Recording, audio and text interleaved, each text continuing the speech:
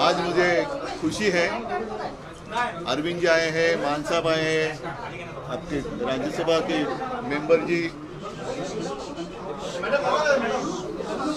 इनका मैं स्वागत कर रहा हूं। और क्यों आए अलग बताने की आवश्यकता नहीं है। बहुत दिनों से हम मिलना चाहते थे और बीच में मैंने जैसे कहा कि पूरे देश में से जो प्रमुख नेतागण हैं वो संपर्क करना चाहते हैं, कर भी रहे हैं। मेरी बात हो रही है और अपने देश को अधिक मजबूत बनाने के लिए हम मिलकर क्या कर सकते हैं, यही हमारे बीच में एक जो विचारधारा कहते हैं वही विचारधारा है कि देश को अधिक मजबूत कैसे बनाया जाए। खैर, मैं तो हमेशा आपके साथ बातें करते रहता हूँ, आगे भी करूँगा, लेकिन मैं अरविंद जी को कहूँगा, विनती करता हूँ कि अरविंद जी आप आए हो, आप बताइए। सब लोगों को मेरा नमस्कार। सबसे पहले मैं उद्धव जी का बहुत बहुत शुक्रिया अदा करता हूँ कि आज उन्होंने मुझे, भगवंत मान साहब को, संजय सिंह को, राघव चड्ढा जी को, हम लोगों को अपने निवास स्थान पे चाय पे आमंत्रित किया और उनके साथ काफ़ी विषयों के ऊपर चर्चा हुई।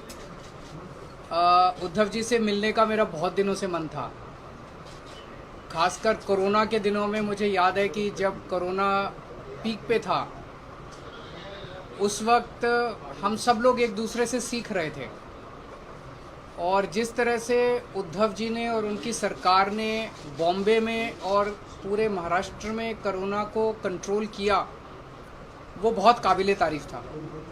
और मुझे ये कहने में बिल्कुल भी संकोच नहीं है कि हम दिल्ली के लोगों ने बॉम्बे से और महाराष्ट्र से बहुत कुछ सीखा। इनकी कई सारी प्रैक्टिसेस होती थी जो कि बहुत अच्छी थी, जिनको हम दिल्ली में अपनाते थे, दिल्ली में हम उसको लागू करते थे। सो बहुत दिनों से मेरी इच्छा थी इनसे व्यक्तिगत तौर पे मिलने की और आज मुझे व्यक्तिगत तौर पे इनसे मिलने का, पूरे परिवार, आदित्य जी से मिलने का, पूरे परिवार से मिलने का सौभाग्य प्राप्त हुआ। और हमने बहुत सारी चीज़ों के ऊपर चर्चा भी की। आज देश के जो हालात हैं उनके ऊपर हमने चर्चा की। आज देश का युवा जो है वो बेरोज़गारी से बुरी तरह से त्रस्त है।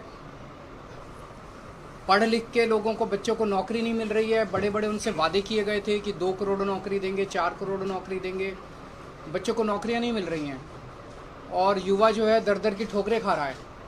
लोगों के घर का खर्चा नहीं चल रहा, इतनी महंगाई हो गई है, इतनी ज़्यादा महंगाई हो गई है कि लोगों को अपना आमदनी बढ़ नहीं रही है और लोगों का खर्चे बढ़ते जा रहे हैं, चीज़ें महंगी होती जा रही हैं।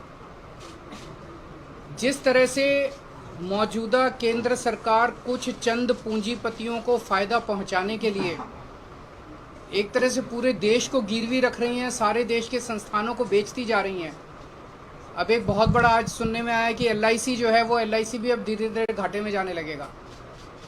करोड़ों करोड़ों लोग, जिन लोगों ने अपनी पूरी जमा पूंजी LIC के अंदर जमा कराई थी, उन लोगों का क्या होगा। इन कई सारे विषयों के ऊपर चर्चा हुई, देश के गंभीर हालात के ऊपर चर्चा हुई। हमारा देश तभी आगे बढ़ेगा जब हम एक दूसरे से सीखेंगे। हमें एक दूसरे से लड़ना नहीं है, हमें एक दूसरे से सीखना है। इस देश की जितनी भी समस्याएं, उन सारी समस्याओं का समाधान कहीं ना कहीं देश के अंदर है, पर यह है कि हम आपस में मिलते नहीं हैं, आपस में चर्चा नहीं करते हैं। तो मुझे बहुत अच्छा है कि उद्धव जी से आज चर्चा हुई बहुत, और हम इसको अब आगे मिलते रहेंगे और इस रिश्ते को और आगे लेके जाएंगे। मैं मान साहब से निवेदन करूंगा, वो भी 2 शब्द बोलें। आवाज़ आएगी।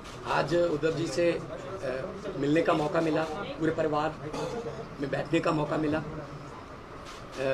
पंजाब और महाराष्ट्र का बहुत गहरा नाता है। आज़ादी के संग्राम में भगत सिंह पंजाब से थे तो राजगुरु पूना से थे, तो वो इकट्ठे देश के लिए, आज़ादी के लिए लड़ाई लड़ रहे थे। तो वीर सूरमाओं की भूमि है महाराष्ट्र, और चंद्रशेखर आज़ाद के लिए लड़ रहे थे। उन्होंने ये नहीं कहा था कि उनको कदाचित ये चिंता नहीं थी कि आज़ादी आएगी या ना, उनको चिंता ये थी कि आज़ादी के बाद देश कौन से हाथों में जाएगा। तो इस देश की आज़ादी बहुत महंगी मिली है, वो भीख में नहीं मिली। बहुत बड़ी बड़ी कुर्बानियाँ हमारे जो पुरखे हैं, हमारे बुज़ुर्गों ने दी हैं। तो उस आज़ादी को कायम रखना भी हमारा फ़र्ज बनता है। वो तो अपनी कुर्बानियाँ देकर चले गए। हम उस आज़ादी को कायम रखने के लिए अगर इकट्ठे हो जाएं तो इस देश जैसा धरती पे कोई देश नहीं है। तो पूरे देश के 130 करोड़ लोगों का जो कल्याण कैसे हो, हर घर के चूल्हे को जो है वो आटा मिले, हर घर में आग जले चूल्हे में, रोजगार मिले और तरक्की हो, तंदुरुस्ती हो, इन मुद्दों पे बात हुई और अच्छा लगा। मैं धन्यवाद करना चाहता हूँ एक बार फिर उद्धव जी का और उनकी फैमिली का, तो उन्होंने हमें यहाँ बुला के मान सम्मान दिया। आप आते रहिए। अरविंद जी, बीएमसी चुनाव को लेकर कुछ बात हुई है क्या? आपकी पार्टी भी काफी तैयारी कर रही है बीएमसी चुनाव लड़ने के लिए, इसके बीच में कुछ बात हुई है? इस देश में एक पार्टी है जो 24 घंटे चुनाव की सोचती है। हम 24 घंटे चुनाव के लिए सोचते, हम देश की सोचते हैं। हमारे सामने देश है, हमारे सामने इस देश के बेरोजगार युवा हैं, हमारे सामने किसान है, हमारे सामने वो गृहिणी है जिसका पति हर महीने पैसे ला के देता है और उसका खर्चा नहीं चलता। 20 तारीख के बाद उसको पता नहीं अगले 10 दिन कैसे बीतेंगे। उन मुद्दों के ऊपर चर्चा हुई। जब चुनाव आएंगे चुनाव की भी चर्चा करेंगे, पार्टी हम चुनाव तो लड़ेंगे, उस टाइम चुनाव की भी चर्चा करेंगे, पर हम उस पार्टी की तरह 24 घंटे चुनाव की बात नहीं करते। पॉलिटिकल सिनेरियो महाराष्ट्र में चल रहा है, इसमें मैं एक ही चीज कहूंगा, अभी पिछले दिनों जो कुछ घटनाक्रम घटा,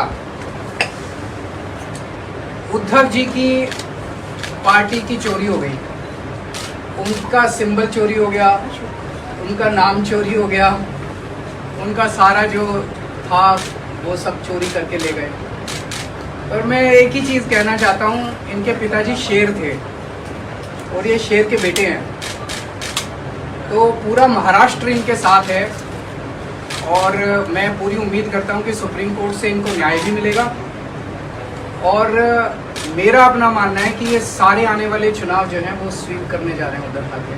तो सर आप क्या सोच रहे हैं कि आने वाले समय में अगर महाराष्ट्र में चुनाव लड़ते हैं तो उद्धव जी के साथ आप अलायंस करेंगे, वो क्या सोच रहे हैं? जब चुनाव आएगा आपको सारी बातें बताएंगे।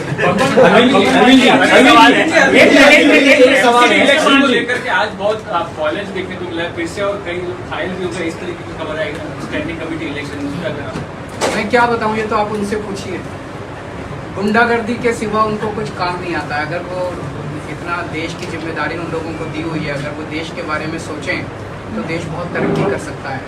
चारों तरफ गुंडागर्दी, चारों तरफ ये, इससे देश आगे नहीं बढ़ता। हम आपस में क्यों लड़ते हैं? हम आपस में इतनी गुंडागर्दी क्यों कर रहे हैं ये लोग?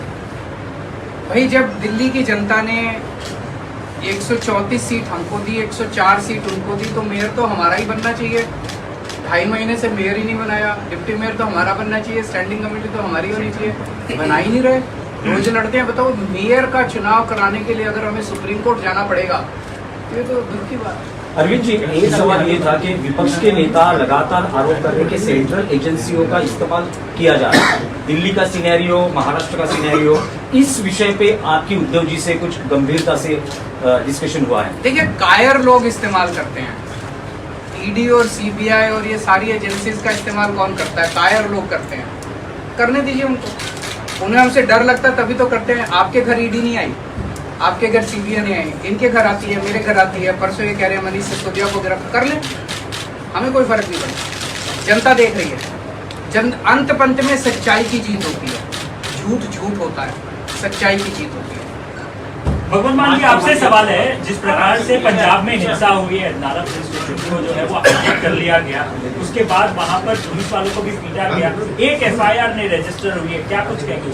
देखिए, आप लोगों के पास यहाँ गलत सूचनाएं हैं। लॉ एंड ऑर्डर पंजाब में कंट्रोल में, पंजाब पुलिस सक्षम है और पंजाब का जो सोशल कॉन्टेक्ट है उसमें गोलियां भी चली 10 साल, बम भी फूटे, लेकिन पंजाब का जो भाईचारा है आपस में, वो लोग मिलके रहना पसंद करते हैं। अमन शांति वाला हमारा स्टेट है और बहुत बड़ी बड़ी इंडस्ट्रीज अब वहाँ पे इन्वेस्ट करने लगी हैं, क्योंकि पहले किसी खास फैमिली के साथ एमओयू होता था, अब पंजाब के 3 करोड़ लोगों के साथ जो है वो एमओयू हो रहा है।